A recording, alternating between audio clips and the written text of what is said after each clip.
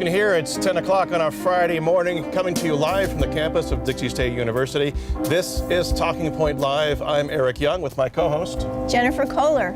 And we want to start our show with a little tease about a comment we got from one of our viewers. One of our viewers says, I watched your most recent Talking Point on religious liberty. I challenge Eric Young that atheists are just as closed-minded as the most extreme theists. Agnosticism is the open-minded version. Oh my goodness. Well, I guess we'll talk about that in our first segment. Also today we'll get into what Attorney General Ken Paxton calls a victory for the rule of law in America in a crucial first step in reining in President Obama's lawlessness. In other words, we're going to talk about the district court's injunction on President Obama's immigration plan. That and more when we come back to you live with Talking Point Live. Stay with us.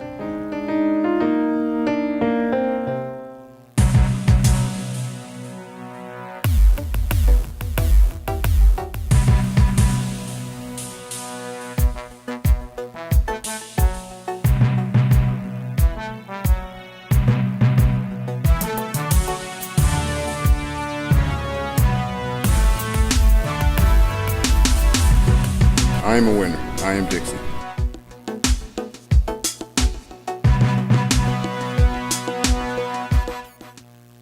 SouthernUtahLive.com brings you live streaming and archived on-demand free video, including community and cultural events, local high school and DSU sports, city council, county commission, and chamber of commerce meetings, CEC TV studio interviews with people you know, and important events like the Economic Summit, the St. George Marathon, music concerts, cooking shows, high school graduations, the Doc Utah Film Festival, and more. Go to SouthernUtahLive.com for live streaming and video on demand.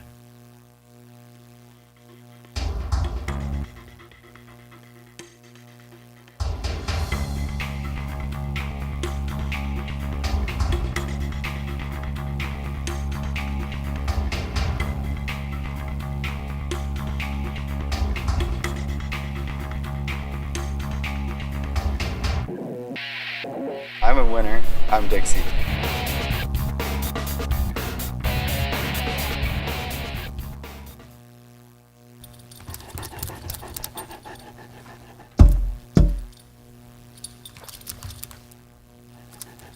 There's a shelter pet who wants to meet you.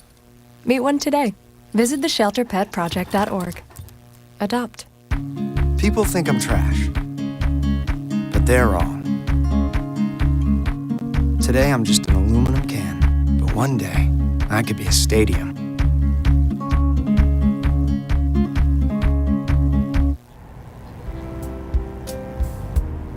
Welcome back to Talking Point on the campus of Dixie State University. I'm going to read a quote from a viewer who has a bone to pick with Eric Young. And here's what it says.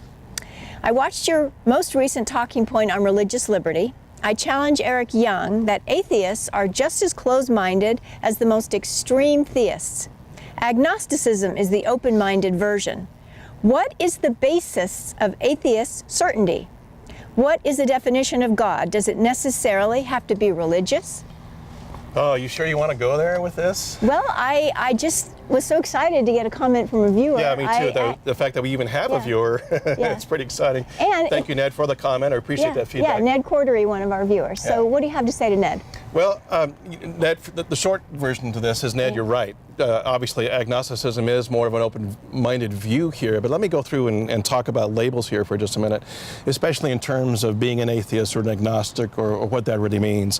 When I declare that I'm an atheist, it means that the God I used to believe in, I don't believe in anymore, and so I'm a theist or an atheist in that respect to that framework that I had as far as God is concerned. Now, I have a new framework, a new label, I guess. The label really doesn't exist within the discussion of religious frameworks. And I call myself actually an all-theist, which is a term that not a lot of people understand, mainly because I made it up for the most part. So my atheism is a departure from a previous belief in a God that I feel, my own conviction is that I don't feel exists or I believe in anymore. Actually, I believe that we are all gods, that we all have the ability to enact miracles in each other's lives. We have the ability to bless each other using the vernacular. I just don't believe in one main central heavenly parent in that respect, and that's where my idea of atheism comes from. Now, Ned, I'll agree with you that the idea of atheist is pretty close-minded, saying that there is no God, regardless of what, there's no proof one way or the other. If there were, what's the need of faith anyway? Why would we have to have faith in a time when we're really depending on ideas that we feel to be certain, which kind of contradicts the concept of faith. So it's been an age-old argument, and I'm not going to drag us into that as far as proof that there is God or proof that there isn't God. I've had enough proof in my life, though, to know that there are elements at work that are outside of me, with the people who have blessed my lives, with my children, with my spouse, even with my oldest son who has since passed away. I believe that he's still going on. But my concept of heaven has changed as opposed to what it used to be when I was believing in that parental figure that way. So I'm finding myself listening to you thinking, well then, why don't you ditch the misnomer of atheist in your case and go with I'm an atheist? Because more often than not, I don't have to explain myself. Yes, but it gives it gives a misdirection, I think, to where your head is. Not really, though, because Really? I truly don't believe in that God anymore. Yeah, but atheist means no God. No, but okay, I'll grant you that. I hate to be picky, if but you want to split hairs with well, me. but really, atheist means no God for me. In fact, maybe the term atheist is a misnomer. I'm saying from a humanist, and that's the term, really, humanist you're standpoint. a humanist now, that, would you say? That we, yeah, Okay. that we really go through and impact each other's lives with the good works that we do. We are conduits of what we would consider to be blessings or miracles to each other. Okay. That way. Okay, and you know, the thing about labels is tricky, because labels can be simplistic They and can. misleading, but on the other hand, that's how we classify and organize information It's and discuss it, right? Much easier for us to default to those labels and Right. to default to their stereotypes as well. So we just run to that little file in our head Right. and come up and say, oh, atheists, well, all atheists are like this, Right. which is not very provisional either. It's not very open-minded. Just like we can come up and say, well, all devout members of the LDS faith are this. Right. Okay, so Ned posits within his letter there, he goes on both sides. He says that atheists are just as close-minded as convicted believers Convicted are. believers. Okay? No, I mean convicted in the stance Yeah. of conviction, Right. not from a convict kind of thing. Though, never mind, I won't touch that. So here's why I'm going to go Okay. quid pro quo with you Okay. then. So Okay. if atheists lack that ability to be provisional, to be open-minded, Right. could we argue as well that those who are strongly convinced in their faith that they also lack that same ability to be provisional? That's a good question. I would think you made an important distinction earlier, the difference between knowledge and faith. Okay. So I think a person that claims faith is, by virtue of that, saying, I don't claim, and not claiming knowledge. So the person that claims faith is the basis, I think, is going to be open-minded to a certain degree because they're not claiming knowledge. Okay. And a person that claims knowledge of something would be much less open-minded. But culturally, there is a certain pride, for lack of a better term, in being able to say, I know, Right. and then you could fill in the rest of it Right. that way. Right. And that comes into that realm of certainty, does it not? It would certainly imply that. So are you saying that that is not provisional? It's kind of a little bit about like misusing the word atheism, How is that? because That's an interesting thought. both words carry a strong meaning, but they can be used in a way that is misleading. They may not be as accurate for what somebody's really expressing. Okay. They may default to a term simply because they don't want to have to explain a more nuanced and complex word like atheism or faith. But you just said what I just said. Yeah, we kind of agree a little bit. Well, that's a I little think. weird. It's just scary, I know. That way as it goes. Kind of Yeah. a religious détente we have going on here.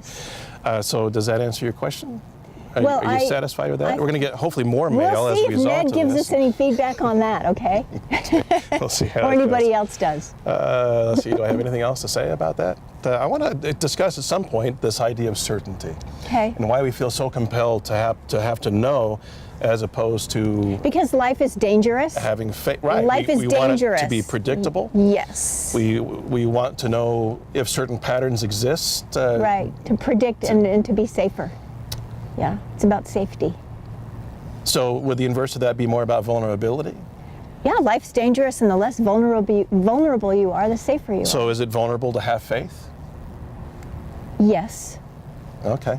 And I'm going to purport that it's probably a very positive thing that way to be vulnerable in that respect, to put that out there. I think so. And maybe that's what maybe Ned's referring to as far as the whole agnostic idea, that they are willing to be vulnerable and maybe exploring. And say maybe they don't know. When I just don't know. Yeah. I don't know.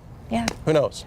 Well, in our next segment, we'll come back. Let me tease that with you. We're going to talk about the recent injunction that was put forth by a Texas 5th District judge that goes through and impedes President Obama's immigration executive order. We'll give some context for that and then talk about what this means on a political and on a media level. What's your analysis? And we're going to ask you, what president do you think has issued the most executive orders in the last 3 years between Clinton? In the last 3 administrations. Last 3 administrations, Okay. thank you, between Clinton and George W. and George W. and President Obama, President Barack who's issued Obama. the most in their administrations, and who gets the prize for all time? So when we come back, we'll go to those questions. We'll have an answer for that. Stay with Yeah. us. We'll be back in 2 minutes. Okay, so what would you bring to my company? What do you need? I need problem-solving skills. I got through high school without a car, a phone, or a computer. No college degree, though. Not yet, but life's taught me a lot, and I'm ready for more. Well, you're not the typical kind of candidate that I hire. But you are exactly what I'm looking for. Your company could be missing out on the candidates it needs most. Learn how to find a great pool of untapped talent at gradsoflife.org.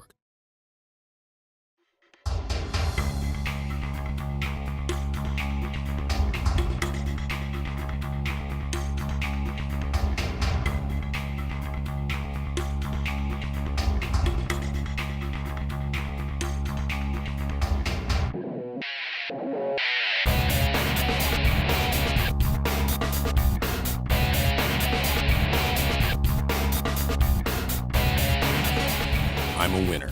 I am Dixie.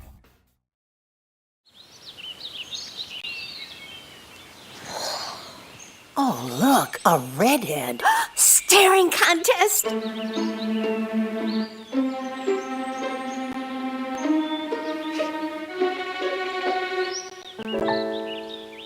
You still got it. I know. Come alive with the forest. The dad was cute.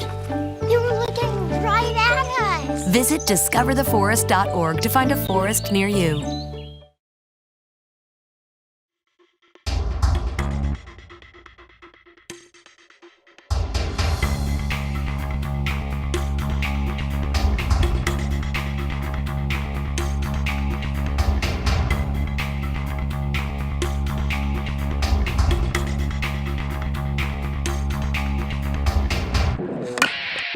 I'm a winner.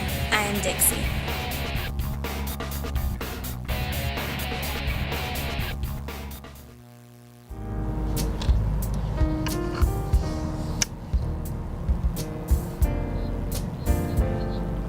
Well, welcome back to Talking Point, and we're going to be talking about an injunction against President Obama's executive order regarding some immigration policy, right? Right. So I want to give us all a little bit of context as far as the story is concerned, that way before we dive into its analysis.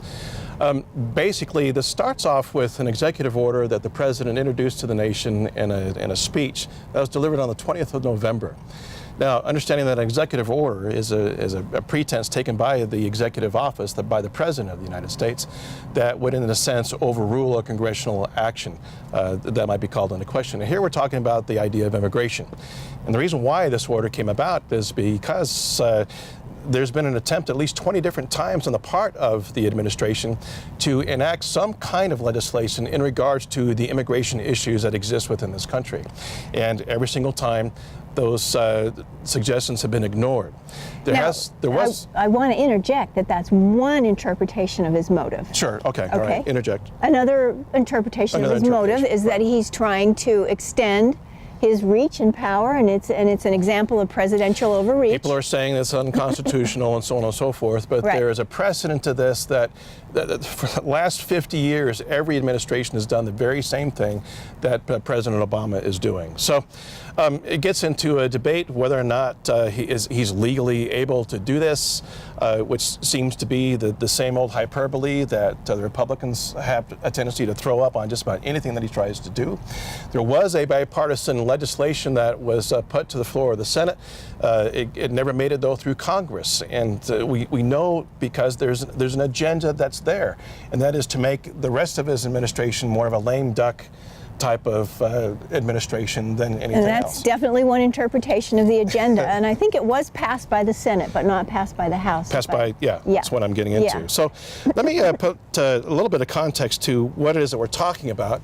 The action refers to the Deferred Action for Childhood Arrivals.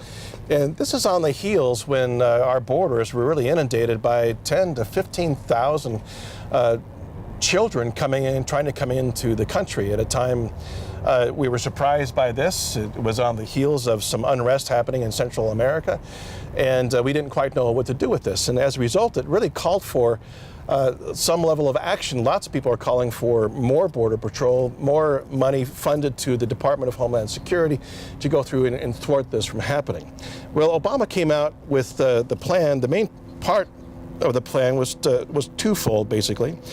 It was to go through and look at parents of children who were born in the United States. The parents might be undocumented, but their children, having been born in the United States, then are legal citizens. And so the plan would go through and give them a 2-year period of time to become documented within the legal system of the United States. The second part of that plan extends to a group of people who are brought to the U.S. illegally as children. The group now includes anyone who has arrived in the U.S. before January 1st, 2010, and then who is under the age of 16. Obama already granted relief for others in our 2012 policy known as DACA to those who arrived before June 15th on 2007. So this lifts the upper age limit and pushes back the arrival deadline that gives some relief to an estimated almost 300,000 additional people. Now we're talking about these two ideas affect about 4 million people within the country, okay? And what's being postured on the Republican side of the House is there needs to be an injunction to stop this, and we need to start a deportation of these 4 million people. And there's 26 states, right, that are trying to get a lawsuit together. The other side of the injunction is, and the reason why this comes from a 5th District judge in Texas, no less, is to allow more time for these 26 states to get their cases together to go through and actually combat the executive order. Right, because once the federal government were to issue this stay of deportation, they really wouldn't be able to undo that very easily if their case were decided in their favor. Right. What's fascinating about this is that there's a sunset clause to the legislation. Those who are undocumented have 2 years to go through and take care of things. And the whole intent here is to allow undocumented immigrants to come out of the shadows, take care of what needs to be done without a risk of losing their jobs or losing their position in schools, whatever the case might be, to be able to do that legally.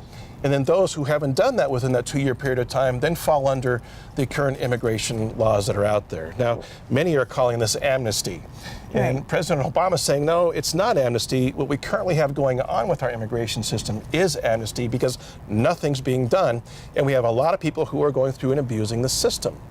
Now, Obama, in his defense, goes through and indicates his whole intention in this within the speech. I have a small clip from that that I would like to roll. If you go ahead and roll that just for a second. The actions I'm taking are not only lawful, they're the kinds of actions taken by every single Republican president and every single Democratic president for the past half-century. And to those members of Congress who question my authority to make our immigration system work better, or question the wisdom of me acting where Congress has failed, I have one answer. pass a bill. I want to work with both parties to pass a more permanent legislative solution. And the day I sign that bill into law, the actions I take will no longer be necessary. So there are lots of questions out there about the plan. Will immigrants be eligible for some kind of relief under the plan to be allowed to work? And in most cases, yes. The idea is to allow them to go through the legal means to take care of things and get themselves documented. Can they collect Social Security, Medicare, and other government benefits? Immigrants who are covered under this program, will receive a valid Social Security number, and after 10 years of paying payroll taxes, they would become eligible to collect retirement benefits, as opposed to the instant type of benefits that are allotted upon. They have to go through a very stringent set of protocols in order for them to start 10 years, qualifying. 10 years with this. Yes. There is a 7-step process in order for them to go through and even qualify for the application. And it costs each applicant $465 per head to go through and do this. So it's not some kind of willy-nilly opening up the borders and allowing everybody to come in and take over what's happening within the economy that way. Well, I'll tell you what, let's go to a break for a minute. When we come back, let's talk about a little bit of the context and the history around executive orders. Okay. Because they've been getting a lot of attention That's right, lately. you put out that little quiz at the beginning. Did I take up that much time? That's okay. Okay, we'll be right back. Stay with us. This is Talking Point Live. We are proud to introduce the concept of professional learning communities. Today, teaching practices focus on the collaboration of highly effective teams of teachers working together. Since the implementation of the PLC process in our schools, data has consistently remained above the state average in nearly every measure. There is nothing more important to us than helping your child learn and grow.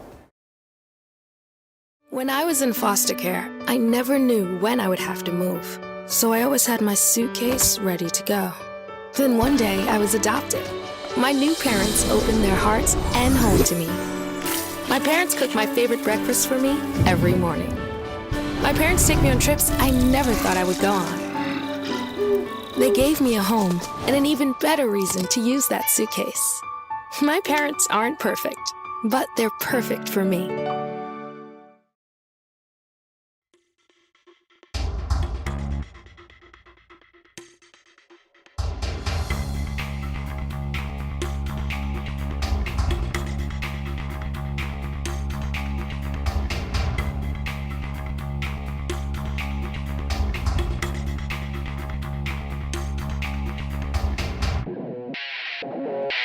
I'm a winner. I'm Dixie.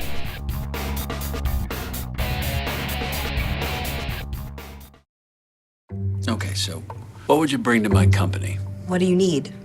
I need problem-solving skills. I got through high school without a car, a phone, or a computer. No college degree, though. Not yet, but life's taught me a lot, and I'm ready for more. Well, you're not the typical kind of candidate that I hire. But you are exactly what I'm looking for.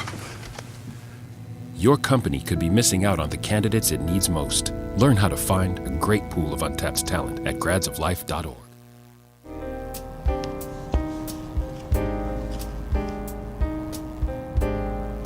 Welcome back to Talking Point Live. I'm Eric Young here with my co-host Jen Kohler.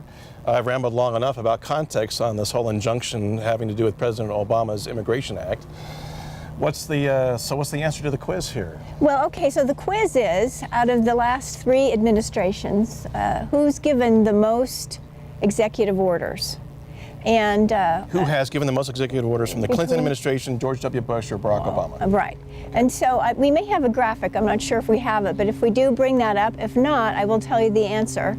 That President Clinton, right there, shows, I think, about 364 executive orders. We've actually gone back on our graphic to President Bush and President Reagan also.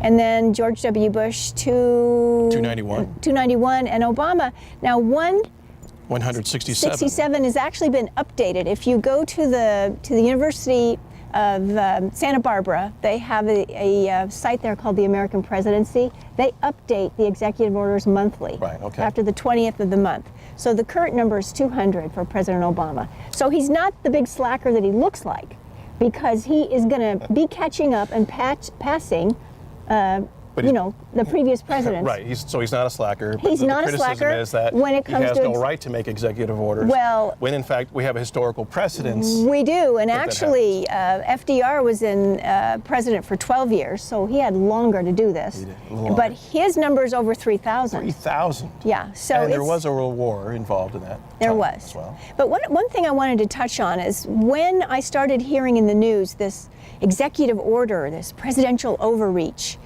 this grab for power, some little bell went off in my mind like, wait, there's something missing here. And it has to do with Vice President Cheney's objective when he was vice president, because he felt, and probably still does today, very strongly, that the presidential office, the executive branch, had been stripped of some of its legitimate powers by the legislative branch. And one of his overriding agendas was to get more power back into the president's hands. Especially after 9/11. Especially after 9/11. So this idea, this tug of war between the executive branch and the legislative and the judicial, it strikes some people as cause for panic. And like, oh no, what's this president think he's doing? But in fact, it's the basis of our democratic form of government. It's basis for the creation of law. It is, and it's exactly how our government is supposed to look. And before we close, we want to bring out one of our student producers, Landon Bansell. Introduce That's Landon. it, we're done? That's right. We're at? Where She's we at? going to come around here. Okay, just come around here in the Right here. They'll yes, frame you up. between the two of us. So you're not going to be here next week.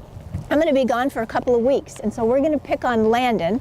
She is going to be our student co-host, along with Eric. And Landon's also been our producer, our associate producer Right. for the show. Right. Not just this semester, but last semester as She well. manages the Facebook page and she puts up information, and so when you see information on there, it's because of her hard work. So wave hello, all right, and you'll be seeing her the next couple of weeks. Thanks, Landon. Okay. Speaking of social media, let me call your attention to a couple of things here. You can go through and tweet about, if you have a question about the show or about our content, you're welcome to join the discussion. You can tweet that at hashtag TalkingPointLive or hashtag TPLive that way. And on our Facebook page, which can be found at facebook.com/TalkingPointLive, you can find the entire context of President Obama's November 20th speech, where he introduces the immigration legislation, or the immigration executive order that way. The whole speech is there. Plus, you can also post your comments there, or apparently email Jen. Yeah, my personal email, right? Yeah. We don't want to give that out here over the air, though, do we? That way? Well, here's the thing, too. You covered a lot of territory in that one segment on the executive order regarding immigration, a lot of territory. And so we want to encourage people to fill in and to give themselves some meaty information by doing a little research Do the themselves. background research, because you know what? Fox is going to tell you that the fact that we have a weak border opens us up to criminal activity, and Which MSNBC.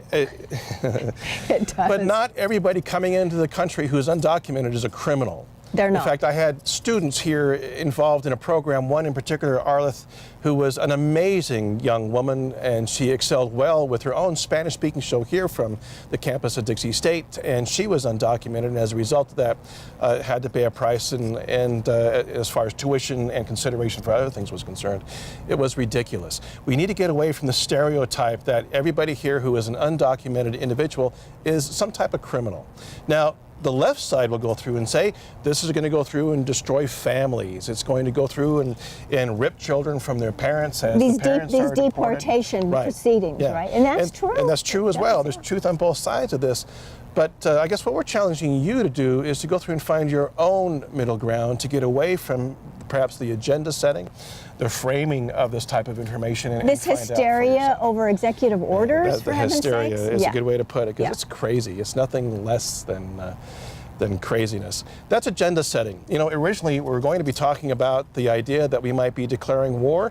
That just disappeared over the time since our last week's show, and what usurped up our Facebook feeds and just general media Along the way was Tuesday's announcement as far as that injunction is concerned. So here we are.